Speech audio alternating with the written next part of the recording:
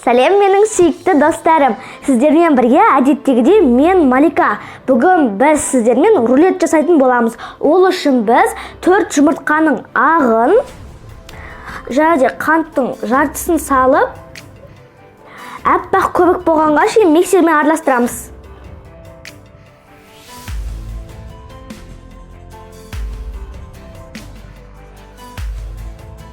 Мінекей достар, жұмыртқаның ағын осындай болғанға шейін араластырып алдық.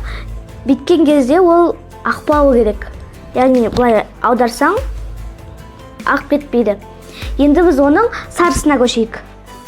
Енді біз 4 жұмыртқаның сарысына қалған қантты салып, тағы да миксермен кішкене ғана араластырамыз.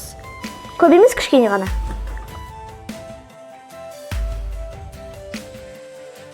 Енді біз оның үстіне сұйық май және де сүтті қосамыз да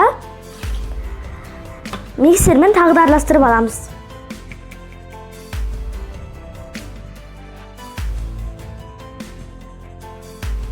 Енді біз оның үстіне ұн мен разрыхлительді ақырын қоса отырып, жұмыртқаның сарысын дайындап аламыз.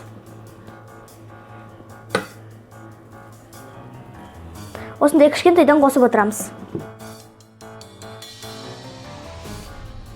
Мінекей достар, жұмыртқаның сарысын араластырып алдық.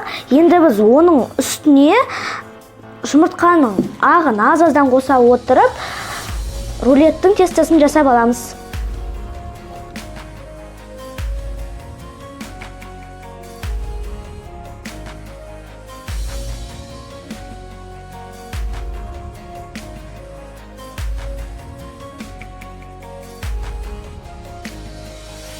Мінекей достар, рулеттің массасы дайын. Енді біз противенің үстіне пергамент төсеп, майлап аламыз да рулеттің массасын үстіне құямыз.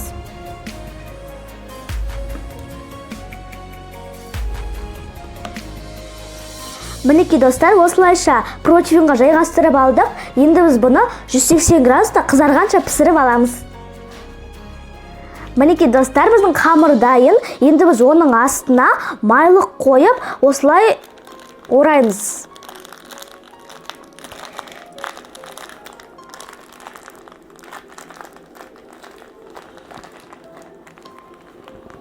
Енді осы тұрған қалпында суытып қоямыз.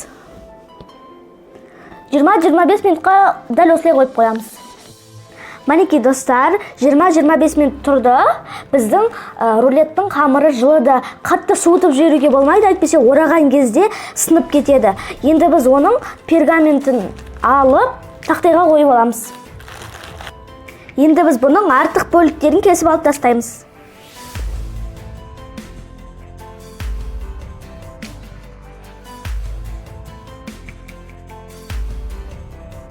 Енді біз оның ішіне кез келген салма саламыз. Мен повидланы саламын.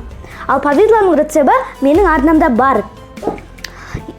Негізі кез келген салма сала беруге болады. Мысалы, ол сгущенка, немесе кез келген крем. Өздеріңіздің қалауларыңыз бойынша. Енді біз рулетімізді орап бастайық.